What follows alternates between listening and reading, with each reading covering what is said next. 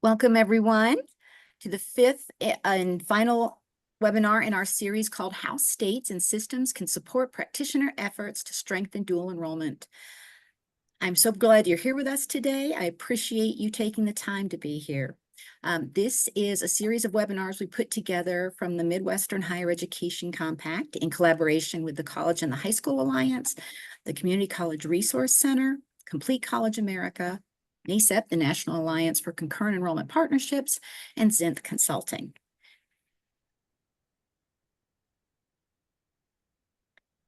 Today's webinar, which is the last in our series, is called Supporting Dual and Concurrent Enrollment on College Completion and Equity, Perspectives from Minnesota and Complete College America.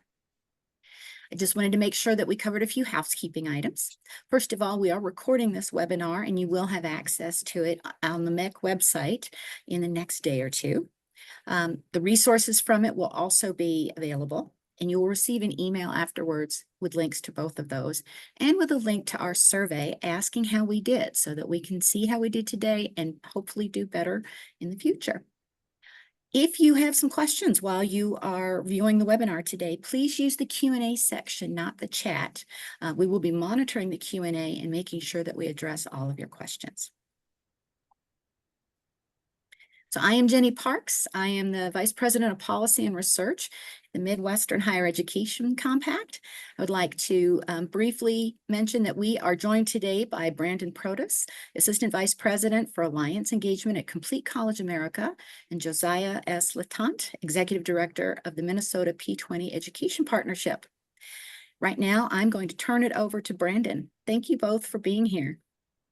Well, great. Thank you, Jenny. And it's great to be part of this webinar, the whole series, really great presenters. I'm going to start off with a little bit of framing of who Complete College America is, just because I think it'll help people understand our perspective. So you see on the screen, I won't read to you our mission, but what you see highlighted is we have a singular focus, which is to dramatically increase college completion rates and close institutional performance gaps, which we use instead of achievement or equity gaps. May sound like two things, but we see as them linked. We're not going to be able to do one without the other. So that is our focus. And what you see is the way that we do it is it's not by changing our students, but rather than when we look at our systems and our structures in higher education, when we get our policies and our practices together, we know that we can make a direct impact on student success. And today we're going to talk about that for dual enrollment. CCA is driven by our values, so we put students at the center of all of the work that we do. We're an equity-first organization. That's not something that comes afterwards, but as you heard in the beginning, it's baked into the work. We look at data to inform the work that we're doing, so we're not making changes at the margins that only impact a small number of students, but we look at how do we go large to have the largest impact. And that takes a systems approach, and particularly from the experiences of dual enrollment and myself, a former director of a concurrent enrollment program, I knew that when you're working across systems of higher education and K-12, anything you do in one area of the college or the high school has ripple effects across multiple areas. So if you're interested in learning more because you're in front of a computer, you can go to completecollege.org. You can sign up. We don't spam you with too many emails, but you can stay in touch with the work that we do or learn about our upcoming convening to join us in person in November if you're interested. Well, with that, let's get started. The folks on this webinar are experienced with concurrent enrollment, and what we really saw in the beginning stages, maybe a little bit over a decade ago, of what was often called Concurrent Enrollment 1.0, was how do we get more students involved? And this really focused on kind of the logistics, the what, the where, the when, where are these classes going to happen? How are we going to enroll students? How are we going to get the rosters from the high school to the college? How are we going to figure out the timing with schedules that go from a high school that are a little bit different from the college? And we saw that growth happen significantly, and now we see concurrent and dual enrollment rivaling AP. And so at one point, it was just how do we increase our numbers? Slowly, we moved to concurrent enrollment 2.0, which really asks the question about how are we connecting what students are doing in the high school to what they're doing in college and really looking at pathways. So if we're looking at guided pathways, for example, for the college and making it meaningful, going beyond the random acts of concurrent enrollment, making it meaningful, we want to do that starting in high school. Concurrent Enrollment 3.0 started focusing on equity. And this is really looking at the who of concurrent enrollment. Is concurrent enrollment and dual enrollment benefiting and privileging the students who are already the most privileged as it overtakes AP? Is it another way of just accelerating students through advanced coursework? Or is it a way of disrupting the patterns that we've seen in higher education, that we see disproportionate impacts of who has access to and succeeds in higher education and who's been historically marginalized? And when done well and focusing on equity, we're able to focus on that. When we put all these together, the concurrent enrollment 1.0, the 2.0, and the 3.0, I think we get at the heart of the matter, which is the answering the questions, why are we doing concurrent enrollment? Who are we trying to serve? How are we trying to connect it to larger processes in the college? And of course, take care of the logistics, but ultimately that's where we need to focus. And what I'd like to submit to you today is something actually that I learned from Kathleen Martinez. She served as the Assistant Secretary of Labor for Disability Employment in the Obama administration. And she herself was blind. And she talked about when people would respond or companies respond about the need for reasonable accommodations with the question, why do we have to pay more to provide, let's say, adaptive equipment or something? Why do we have to invest dollars in reasonable accommodations? And her response, and it really stuck with me, is it really matters on who we center. Because right now, for example, if you're working in an office, that office provides lights. That costs a lot of money to that organization or the college in which you work. And those lights are absolutely not necessary if you're blind. So it depends on who we're centering. In this case, if we're centering sighted people, we're willing to make that accommodation. In a similar way, if you're working on a college campus, they provide you with an office chair. That's a great expense to the college, and no one questions why we do that, because they're centering people who are not coming to work already with their own chair. The framing of this is really to say, who are we looking at and centering in our dual and concurrent enrollment programs? If we want to center the students who are already have that privilege, we're going to get one result. But if we start to put our resources and our efforts in other areas, we can achieve different results. One conceptualization of this is from John Powell, and his work is out of Berkeley. He talks about, and he writes about, targeted universalism. And what he states is that you have a universal goal. You want all groups to be able to reach that goal. But then using the data as a data-centered organization, you look at who is achieving that goal, who's being left behind, and really focusing on who is the institution serving. Not who are the individuals who are achieving that goal, but who are the institutions successfully serving. And then adapting and targeting the specific strategies on who you want to put in the center. So if we want to achieve equity, if there's certain groups of students who are not succeeding at the same rates of other students, then we need to put them in the middle. So for, as an example, we need to name it. When I worked on a college campus and we put on a session because we were concerned about the crisis in higher education for Black males, we called it that, and we spoke directly to the community about that crisis in higher education for Black males. We didn't hide behind how are we improving diversity, how are we serving all students, but we really need to focus our interventions specifically to that target population. Another way of looking at this, and this comes out of Estella Ben-Simone's work from the USC, it's now the Race and Equity Center, it was the Center for Urban Education, and she is one of the board members of Complete College America. She and James Gray, who's now in Arizona but was in Colorado at the time, wrote this article, and it's a really interesting article which flips the question, rather than how do colleges serve first-generation students, putting that onus and the responsibility on students. They really ask the question about, are we ready to be first-generation equity practitioners? So when we think about putting that onus or that responsibility on students to navigate our systems of higher education, we think about, well, the students might lack the experience to navigate those systems, and it's our job to be able to teach them and what questions to ask and to change the students. While that may be a piece of it, What they're questioning here is, what would it mean to be a first-generation practitioner? If you don't have that experience, if it's your first time working professionally as a faculty member or a staff member, do you know how to navigate the needs for racially minoritized students? Do you know how to navigate what's unique about first-generation students who are coming to college for the first time and breaking new ground? How do you do that in an equitable way rather than turning around and saying life happens, it's up to the student? And I think that's an interesting perspective to be able to think about if we're really going to focus on our systems and our structures and how we can make improvements. So I started with a little bit of background on Complete College America, how we operate. One of the ways in which we're known, and I'm going to go into some of these in greater detail, but I want to show we have a student success framework that looks at different points of the student's experience in college. It's broken into 4 pillars of purpose, structure, momentum, and support. And then within each pillar, there's different student success strategies. So in terms of purpose, we think about how students are initially brought into the college, how they're onboarded, not just through orientation, but beyond, and how they connect what their academic interests are with their career interests.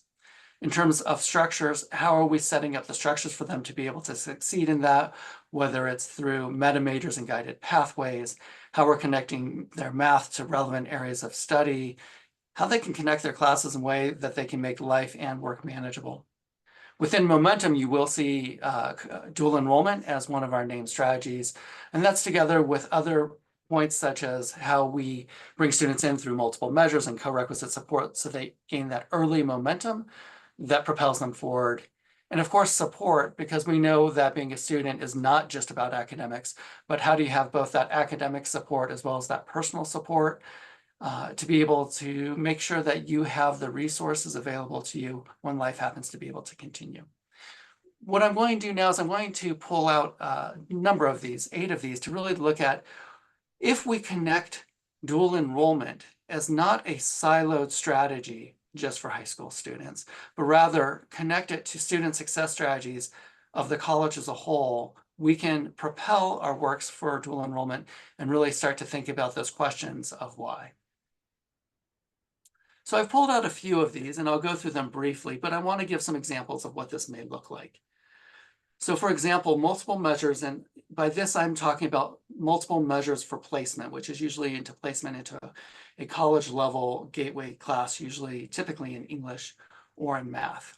There's been a big movement to go beyond just a standardized test score, whether that's an AccuPlacer score or an SAT, ACT score, which interestingly enough were never normed for college placement, to be able to look at a number of placement measures. Often and more predictably reliable is the high school GPA. Well, what does that look like for a concurrent enrollment student? Because on the one hand, a high school GPA shows that persistence over time, if someone has completed high school a full 4 years, depending on when someone's starting with dual enrollment, they may be starting at the end, but they may be starting earlier. So there's ways of looking at the authentic measures of what that student is learning. So grades at some level, as well as any standardized tests, are a proxy for trying to figure out what that student knows and their level of knowledge and skills. But while they're taking those classes within high school, you actually have those authentic measures to be able to look at how they're doing and how they're progressing and how they're ready for those college level classes.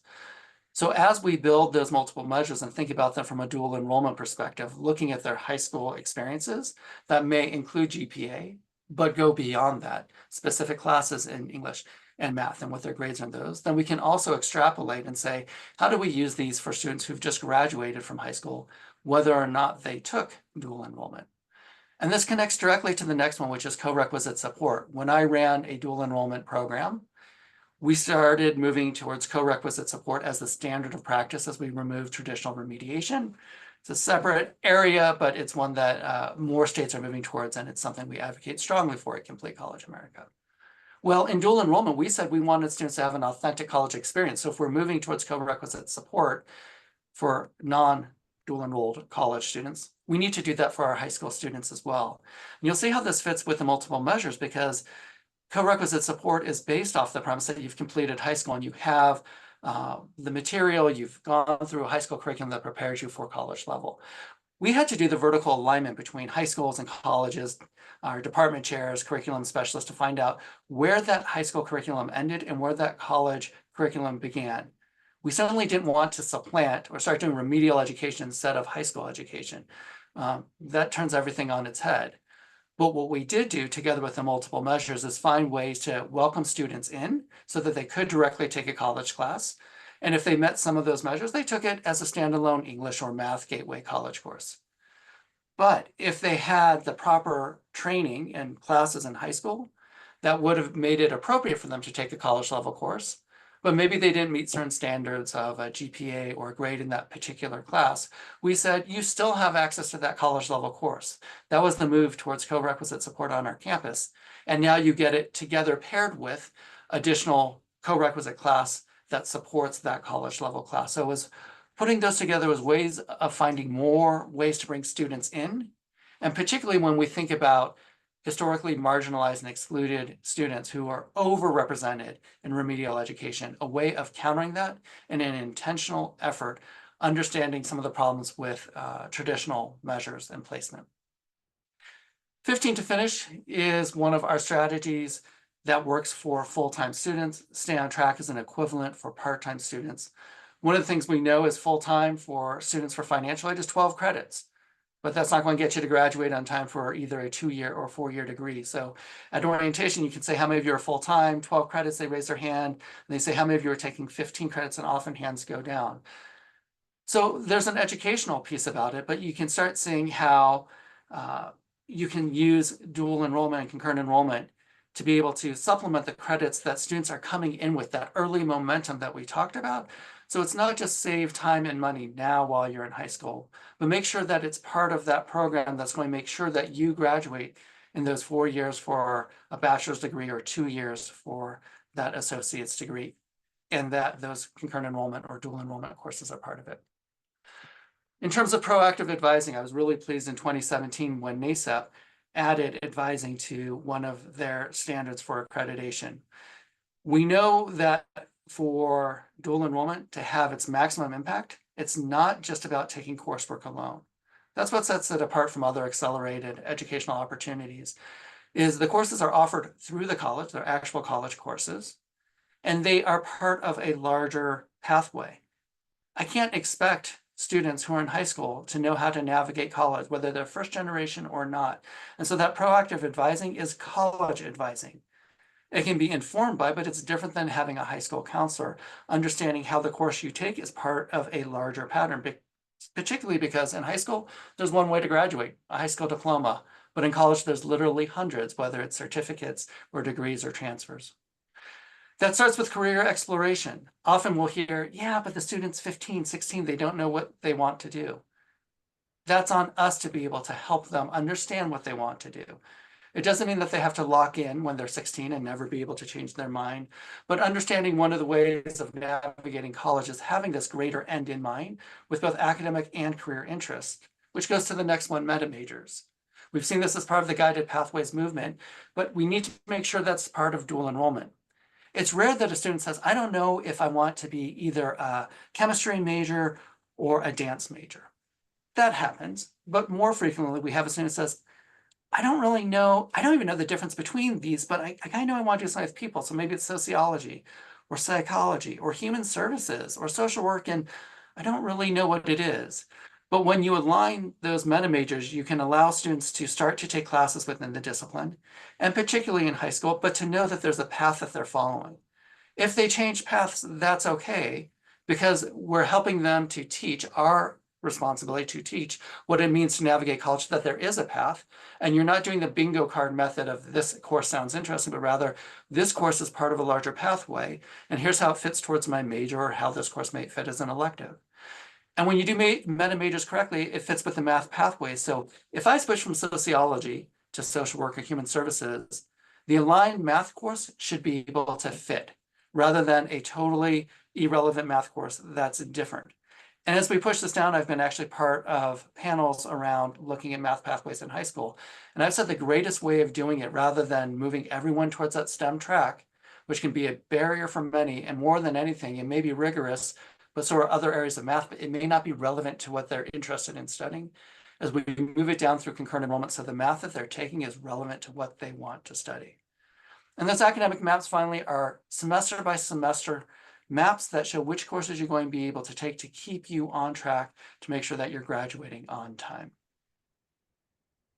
I'm going through this quickly, but what I want to be able to show is very often we see that you have high schools on one side and you have colleges on the other. There's questions, and I remember from when I ran a concurrent enrollment program of who's really steering concurrent enrollment and dual enrollment. Is it the high school? Is it the college? Because even though we have similar interests, we each have our own perspectives which dictate much of the work, and I understand that.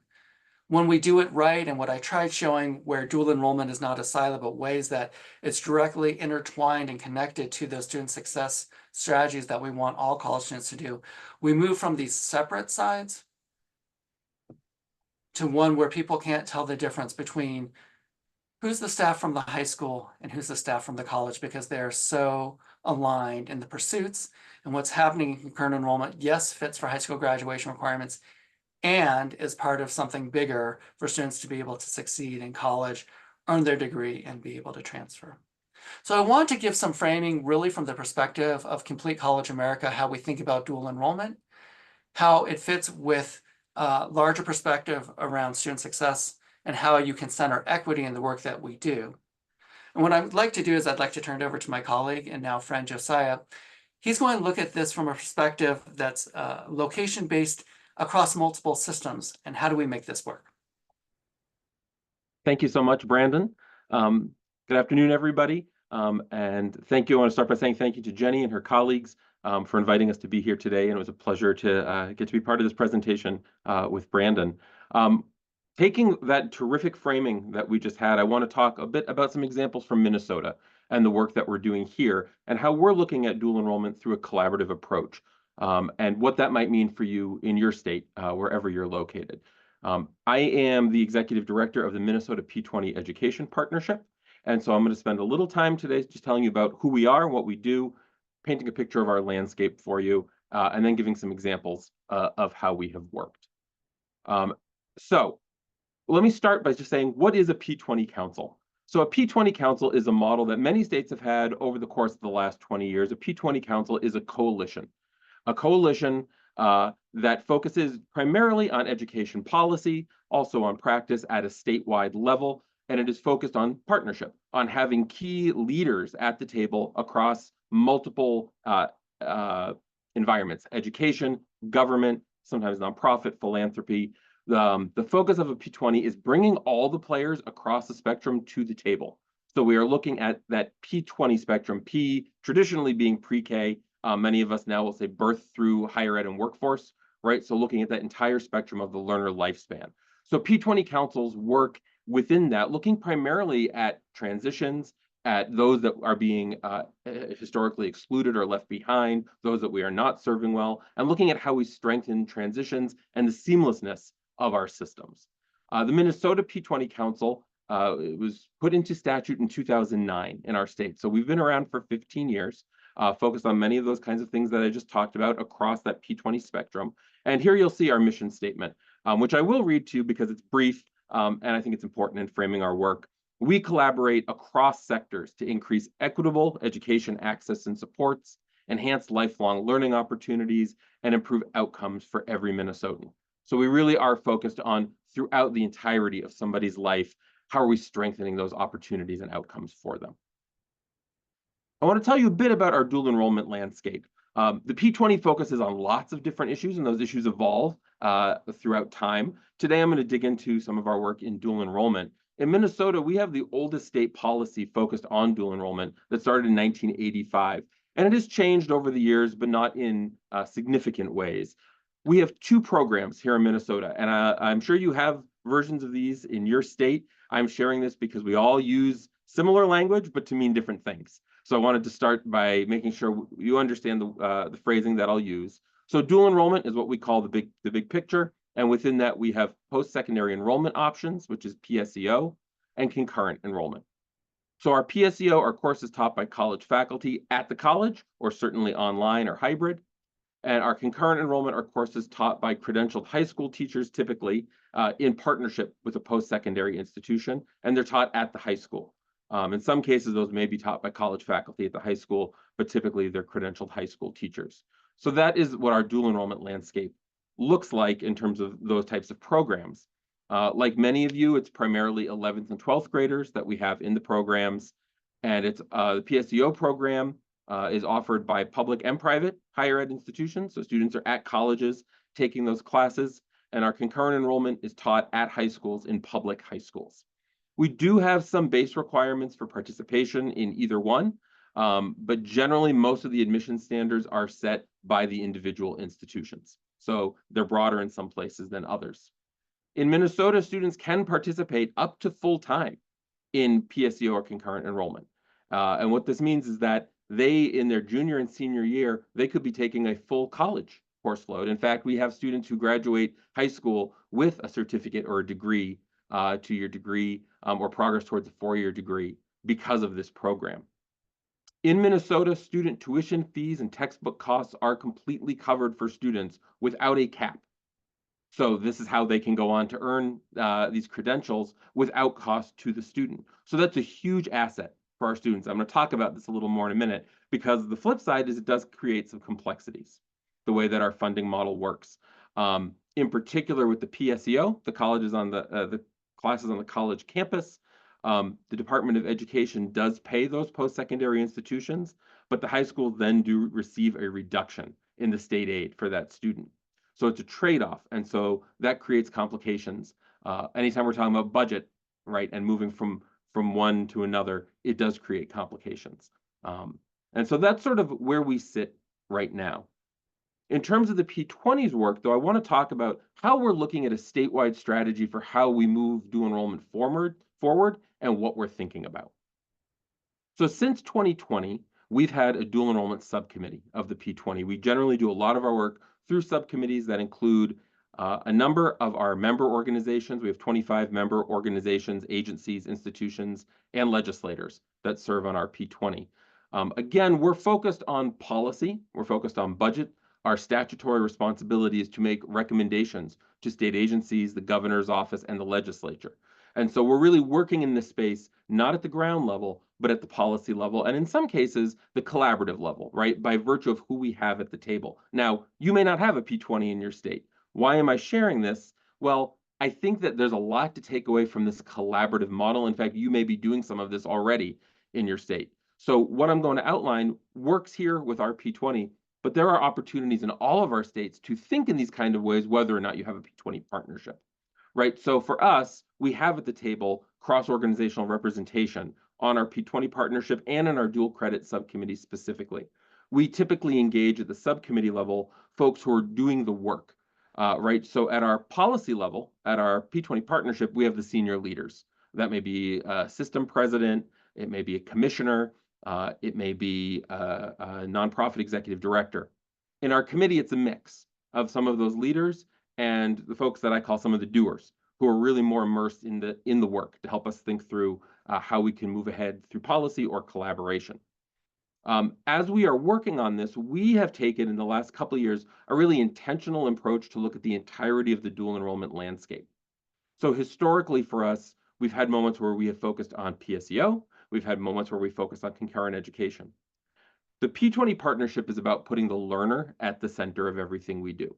By taking that broad stroke approach to the full learner lifespan of thinking from early childhood through workforce, right? We are thinking about each individual learner's experience. And so there is not one piece of dual enrollment that is better for all students. It's about what works for them, what courses are being offered, where they live in the state, how they can access the opportunities, what works with their schedule. So we've been more intentional about looking at what we call the dual enrollment landscape and taking a comprehensive approach. We believe, as evidence shows, as we all know, that dual enrollment is a positive thing for student outcomes. And so how do we broaden access to and success in dual enrollment broadly in Minnesota?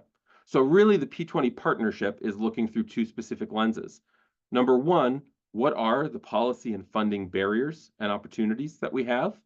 And number two, what role can an intermediary play to help accelerate action? And we are that intermediary. And so I think this is hopefully one of the useful takeaways to ask yourself and your colleagues in your state is, who are those intermediaries? And if you're in Minnesota, how can the P20 be a partner in doing that work, right? We are not the ones directly delivering the service. We are an intermediary organization. We think of ourselves as the glue, or as one of my colleagues in Hawaii described it, someone's got to throw the house party. And that's the work that the P20 does, is throwing the house party, which means you also have to do the setup and cleanup after the party, helping keeping things move along. So those are the questions we're asking from this collaborative role. So a few highlights of where we've been, and then I'll talk about where we're going.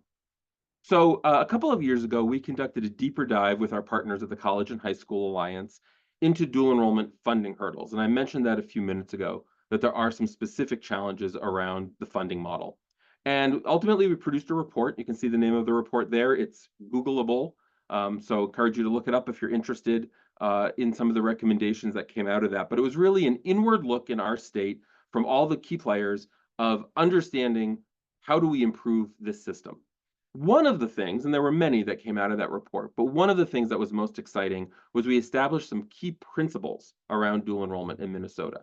I think this is a really important first step, right? As we try to look more intentionally at the whole landscape and ask, how do we move from what Brandon was talking about, sort of, does this fit with the high schools or is this the college's responsibility? How do we move to thinking more collaboratively? Coming to agreement on these key principles was a first step in that direction. So number one was we made a commitment that keeping dual enrollment cost-free for students was a must. That everyone is in agreement on. There are complications around how that works, but everyone agreed that that was a really important access tool for us in Minnesota. A second key principle we established was that any future changes we make should be student-centered. And of course, part of our work in doing that will be to define as a group, what does student-centered mean, right? But making sure that we are placing the student at the center. There are many considerations for the implications for high schools, for colleges, for the community. Those are very important, and we don't want to disregard them, but we want to make sure what's best for the student is where we start from. Third was that we decided that we wanted increasing access and equity in dual enrollment as our core focus.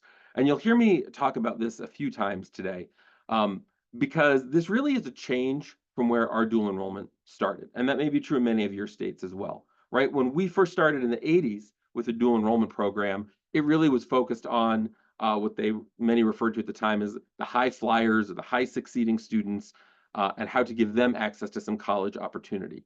We have, as a society, certainly shifted our understanding of why this is a valuable and important tool for all students.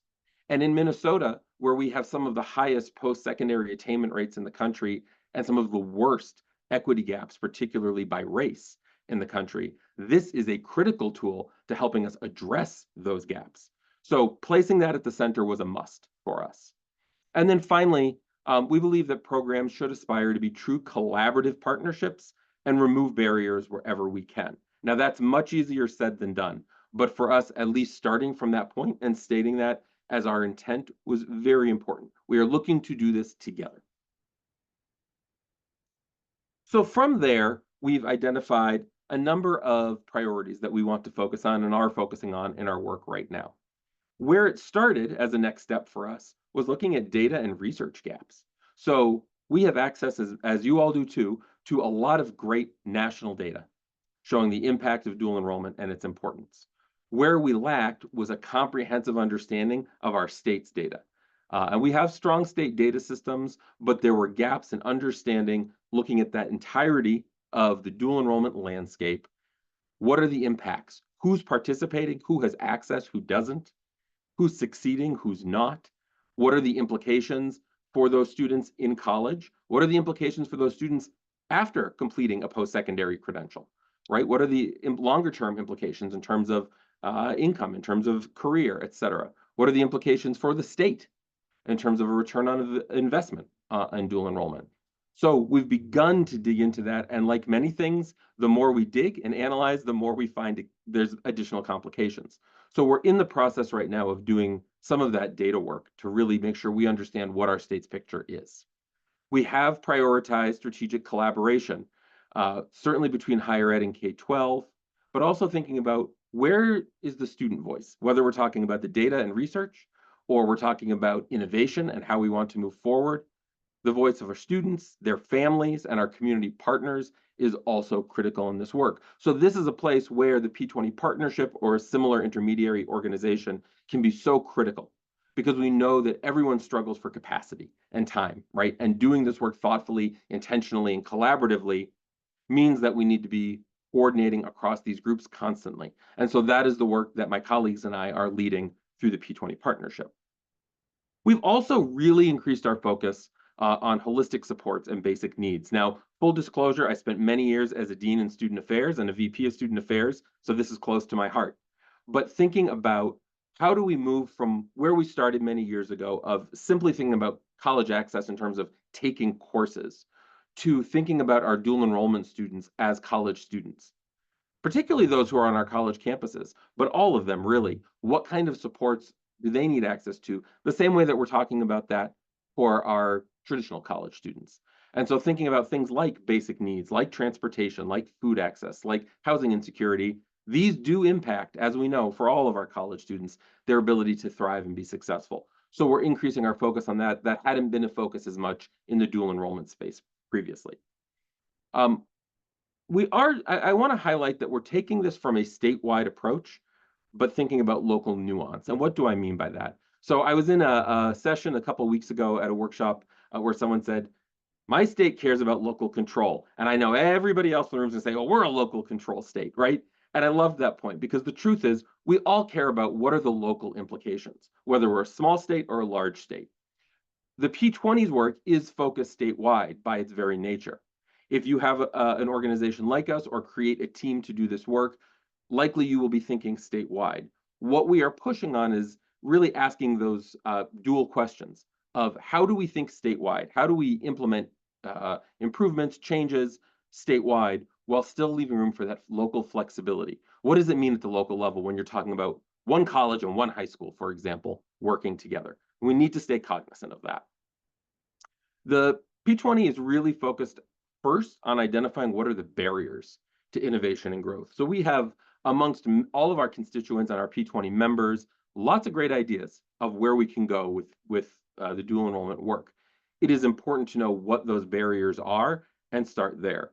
The cost structure is a major one, and we are in the midst of just beginning to think about where does that limit us? Are there places we can move forward? Are there places we can't? Understanding your state's barriers and coming to some agreement on what those are, even if they are uncomfortable to discuss, is really important before we attempt to move ahead in any ways. Now, as I mentioned a few minutes ago, we really are centering this as a strategy to address educational equity gaps in Minnesota. It's not our only strategy, but it's an important one. Because of what we know about the impact that dual enrollment, the positive impact dual enrollment has for students, because of the gaps that we have, we know that this is a very important tool. And so we want to be intentional about continually articulating that equity is central to our strategy moving forward. So therefore, our approach in Minnesota, and why it's such a great fit for the topic we're talking about today, is that we see dual enrollment as a college access, completion, and acceleration strategy, right? Again, not the only strategy, but a pretty big one. And because of the access that our students have financially to it, there's really a lot of opportunity for us. And so we see growing this as a cornerstone of our work to increase college access and completion. So we're really tackling dual enrollment with that understanding.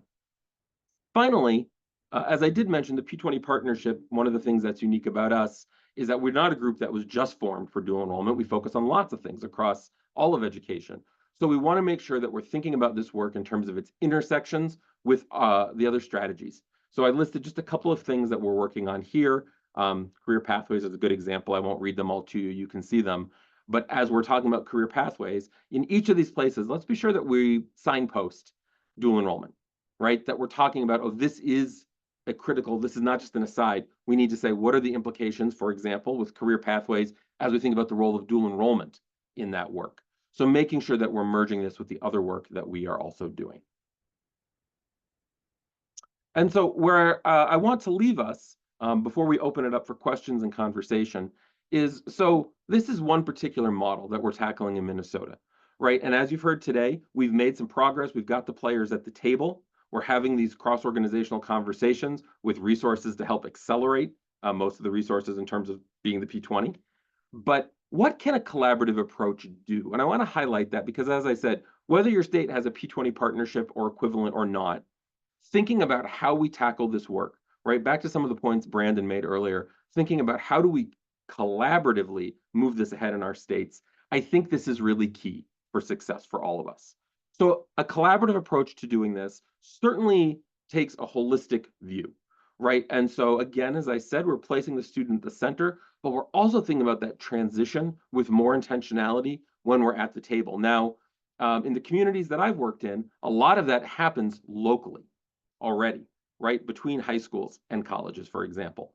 Where it doesn't always happen as much is at the state level. And so by bringing all those players to the table consistently, we're making sure that work's happening at the practice level, but also at the theory and policy level. And so that's really important.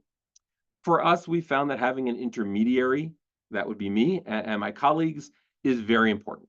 As we're trying to work towards change, keeping that connection to state agencies, institutions, legislature, systems, nonprofits, is my constant work. Everyone has great intentions. Everyone values those connections. Very few of us have time to keep them going, right? Especially if it's not our direct day-to-day work. So the intermediary role is an interesting question to ask in your state. Who might serve in that intermediary role and how? As I've mentioned, we're really focused on collaboration and policy advocacy, not practice. The P20 is not delivering dual enrollment. Some of our partners are, right? Some of our partners work with folks who are, but that's not our role. It is just as important to know what you don't do as what it is that you do. So for us, knowing where those boundaries are, where we need to be sure we're getting constant and authentic stakeholder input at the policy level, but also knowing when to say, that is not an issue that this group focuses on, is very, very important to our collaborative approach.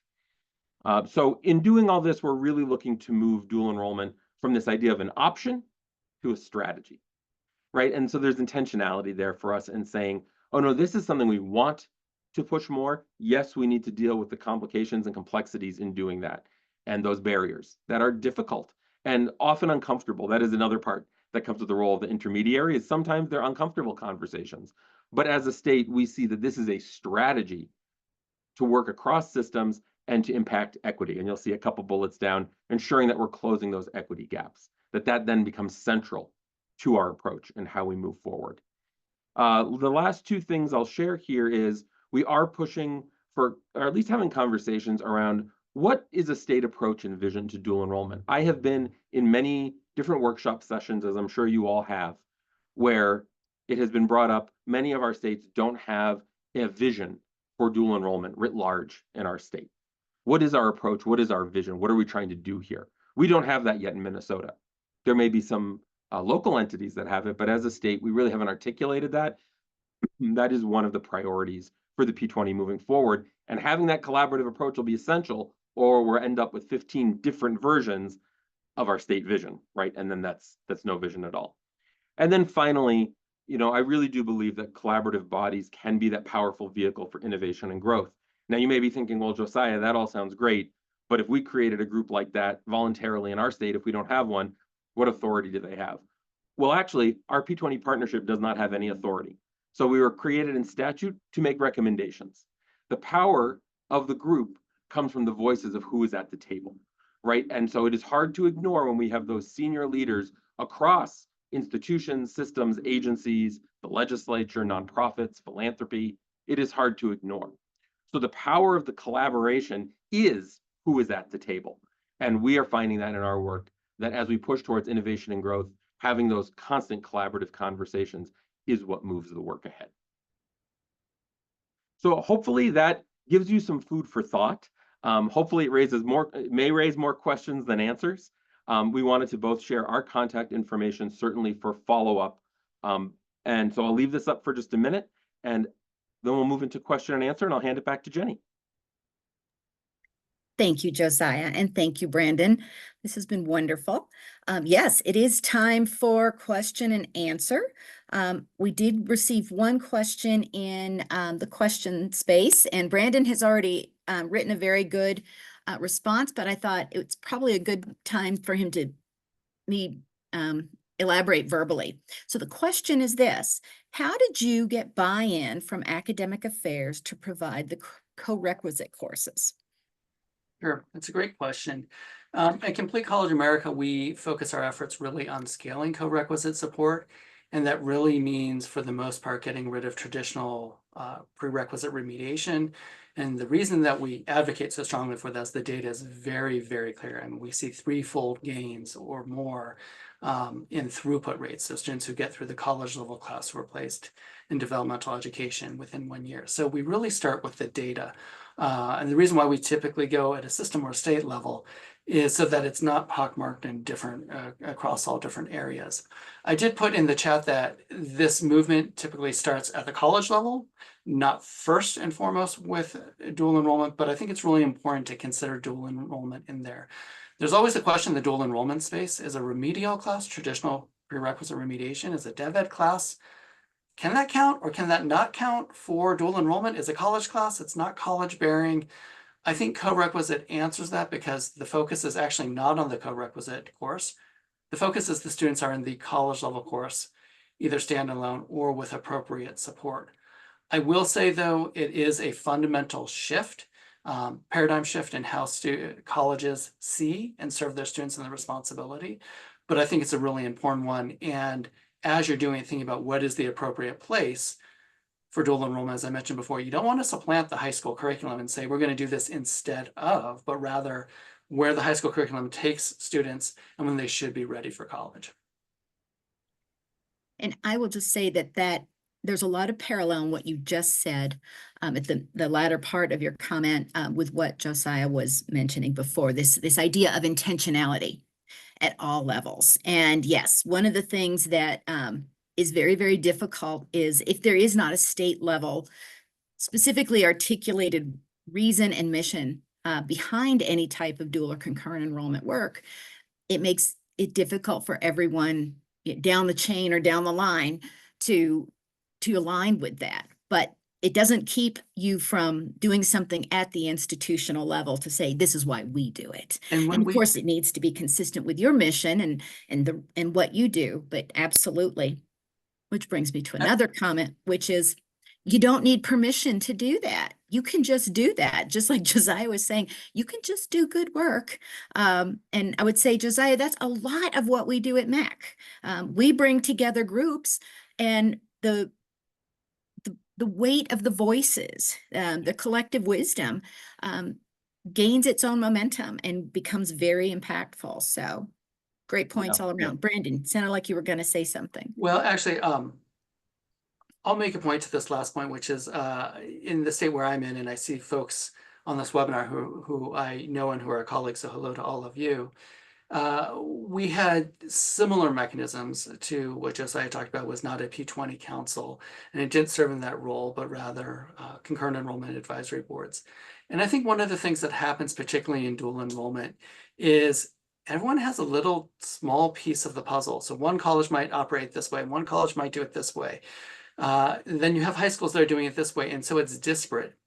I know it's not an intentional divide and conquer strategy. That is not how it's been designed, but it could have the same impact where everyone feels limited by their box or by the current policy, but this is how we do it. And I remember being in that position. What I like about where I'm at now is I can start to challenge some of those and say, yep, that's absolutely a great way of addressing the funding as it currently is. Or maybe it's time to question that funding mechanism that was in place 10 or 15 years ago when concurrent and dual enrollment was much, much smaller. Or maybe we need to question, the co-requisite support. If we're going to put equity first, what strategies are we doing to actually ensure greater access for marginalized populations into dual enrollment? Okay, now we see why we're looking at concurrent enrollment. But I think it takes, and Josiah spoke to it, but I just want to highlight it. It's activating your voice. Not to be the person who's trying to be this squeaky wheel or complain, but rather even at the practitioner level to be able to say, here's what we're seeing, and here are solutions that we need to be able to look at. Absolutely. Josiah? Well, and I think that's where having those folks all at the same table in an ongoing way is so vital, right? And I spent 20 years working at institutions, systems, and schools where and I was just as guilty of it, we'd often say, well, what they should do is, right? I'm at the college, what the high school should do. I'm at the high school, what the college should do. Or we all say, here's what the state should be doing. And so that's where those conversations get more complex, having everyone at the table, but you're having that real-time conversation. And what we found historically in our state and others is sometimes there have been challenges moving ahead because those conversations aren't even happening in the same space, right? We're not talking the same language, or there's unintentional even finger pointing that changes when we're at the table, and have that neutral convener to have those conversations. And to Brandon's point, what dials do we need to turn at the policy level? What dials do we need to turn at the practice level? And what are the dials that stay local? I think all of those have a space in this conversation. And so it's, as you said, Jenny, it's a question of sort of deciding what work do we want to do. And just if folks are wondering, well, gosh, but Josiah, P20 does so much legislatively, 90% of what we've accomplished, just as you described, Jenny, about the work you all do, is through collaboration. It's not policy change. There's a lot we can do. Not to say that that's not important. It's essential, but there's a lot that we can do. Yeah, it doesn't have to be a formal policy change. It can be a change in conversation and a change in local or institutional culture. Yeah. Yes. Well, to that point, one question that is in the Q&A section is, what recommendations do you have for effectively convening people and also for capturing student voices? Yeah, I'd be happy to speak to that one. And Brandon, if you have thoughts to add in, please do. There's two parts to this question, and I'm so glad that you asked both of them, because one of the things that our model does really effectively is convene people. But who are those people, right? And that question of capturing student voice, and I could say the same about lots of other voices, parents, teachers, right? Administrators. How do we fit that all in, especially if we're talking statewide, thousands and thousands of people? So in terms of the first part of effectively convening people, so thinking about our P20 Council, our P20 Council was established initially before the statute by leaders who came together and said, we need to be working together. It may be hard, it may be uncomfortable at times, we need to be working together. So starting with those who are the willing at the table, and bringing others into that, and then defining that group. So for us, it's 25 organizations, and they're there all the time, and we convene regularly. They build relationships, right? We all know how that works. The bigger challenge, and you spoke to this in the question about capturing student voice, is, okay, but what about everybody else? So I've got leaders at the table representing gigantic agencies, systems, state government, institutions. For us, this is actually, I've been in this role for a year and a half, and we're actually in the midst of growing our P20's work. And so this has been a central question that we've been discussing, is how do we capture that voice, and how do we do it authentically, right? Do we add a student representative to the P20? Does that become tokenizing in a way, right? You have one person or 10 people representing thousands of students. For us, part of what we're exploring right now is a model that makes use of all of our organizations who are at the table are either doing that direct work with students, teachers, parents, or they work with the folks who are. They have authentic relationships across the diversity of our state, across our rural areas, our metro areas, everything in between, all across the state. We are in the midst of looking at how do we harness that to make use of those authentic relationships instead of tokenizing anyone, or, the 20 people Josiah happens to know and keep inviting them to the table over and over. This is also an important strategy in looking at the diversity of who's at our table in all sorts of ways. And so we are building that out. There are some states with P20s that have really interesting models for local engagement or impact, where they have folks in regions across the state who are convening like we do with the P20, but at the more local level.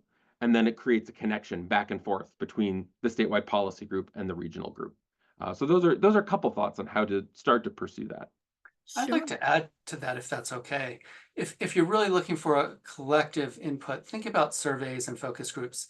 I really like what Josiah said, that it's not just this one student who happens to be, a concurrent enrollment student, dual enrollment student. If you have someone who's representing an organization, there's a structure and a reason in their positionality, not just because it's a random person who works at the college. And you want to make sure that doesn't happen for students, that there's, so it's either collective or that there's purposeful way in which you choose the students. One caution that I would give, and this actually came from a podcast that one of my colleagues did with someone who ran an accessibility center, and she talked about inspiration porn. And it struck me in this way. Because I remember in this case with displays, my grandmother who was blind, and when I would go shopping with her, people would stop and either say to her or to me like, "Oh, that's so wonderful that you're out shopping." It was like, why? You're right. She's my grandma, my grandson, like, because she's blind doesn't give it this inspiration. The way this relates to student voice is it's easy to fall into, well, we'll just do a student panel and we'll sort of give that same inspiration, particularly if they have this hard-won story where everyone claps at the end. I don't want to diminish that. But if that's the only way that you're getting student voice, I think it's a tokenizing voice, that you're really using it for your purposes of that inspiration of how wonderful you are, rather than really in the same way, if you have a coalition and you have folks representing certain organizations and it's a long-term, not just a single meeting, and they're providing input and working through the different perspectives, that student voice is really important, but it needs to be seen at that same level and same light. So I would caution that we don't do it just for the inspiration of the oohs and ahs of how wonderful that student is. And so we feel better because of that poster child. And trust me, we've had them, and I've had those students who've made me feel so wonderful, but we need to think about what's that deeper purpose. Thank you. I think those are very helpful comments. We have another question. What was the catalyst to create the Minnesota P20 initiative as a whole and for the dual credit subcommittee? Yeah. So as I mentioned a minute ago, the P20 started very informally in 2006, and it was through leaders. So at the time, it was a leader of two of our state college systems, our Department of Education, and a couple of others who came together. And as I've had the chance to meet with a few of those folks, and as they tell it, the legislature caught wind of it and said, "Hey, we want in on this." And there was some conversation about what does that look like, and how do we keep being effective? And that's when it became codified into statute. The idea was that those leaders at the time were seeing these gaps between the silos, right? Whether we're talking about between education and workforce, whether we're talking about early ed, K-6, 7-12, and higher ed and workforce, anywhere in between, different regions of our state, and that they wisely saw that the only way for us to really move forward with some intentionality, that word again, and some purpose was to be at the table in an ongoing way, having those conversations. So that was really the original intent. And again, in the early part of the 2000s, over 40 states actually had P20 councils. Today, there are less than 10 left. And part of the reason is that though there were great models, the majority were not funded and were not staffed. And so it becomes that it's hard to be an intermediary if you don't have staff being that intermediary. And so the question about the dual enrollment subcommittee that we have came from a bit of a reboot that our P20 has been going through for the last couple of years, right? And so some of that work began, including with our partners at the College and High School Alliance and some other folks that we've had the chance to work with, as the leadership of our P20 started looking at areas that make sense for P20 to get involved in. Dual enrollment lit up pretty fast on that because it's one of those gaps. It doesn't fit squarely in one silo or another. And all the evidence shows the impact that it has. And we knew it was an important tool for equity and access. So it was a clear pathway for us to do work in. Now the challenge for us, and part of what I've taken on with some of the wonderful folks I get to work with in the last year plus, is so how do we define it? So I shared some of those big picture questions that we were asking, but it's huge, right? And we can't do, if we're doing everything, we're doing nothing. So now we're in the process of looking at, and that's where we got to that barrier question. Okay, this is a priority for us. Where do we start? Let's start by identifying what the barriers are. Decide which ones we can work on and which we can't, right? There may be some that are not politically viable, that are not fiscally possible right now, but then let's decide where we put our effort for the next 1 to 3 years. So setting some of those conversations in place is a critical next step so that you can actually have some tangible results. Thank you very much. All right, I think we have time for just a teeny last question. Do you ever use any interest or aptitude assessments such as U-Science to make certain that a student is on an optimal career pathway? Quick question, quick answer, yes. I would say there's lots of different career interest inventories out there. So it's a matter of, I think, starting the conversation and helping students to understand, because very often what you know is what you see in front of you, what you see on TV, and that can be very limiting, as opposed to saying not only is there accounting, but there's 10 or 15 different ways of doing accounting. So I think using those is a really good way of starting that conversation with students, but I would say it shouldn't end just there. Thank you. Well, we are at time. This has been wonderful. Thank you so much. All of the follow-up materials will be available to you soon. You'll receive communication from us, and we look forward to future conversations and collaborations with both of you and your organizations. Thank you so much. Thank Thank you. you. Take care, everybody. Bye-bye. Bye.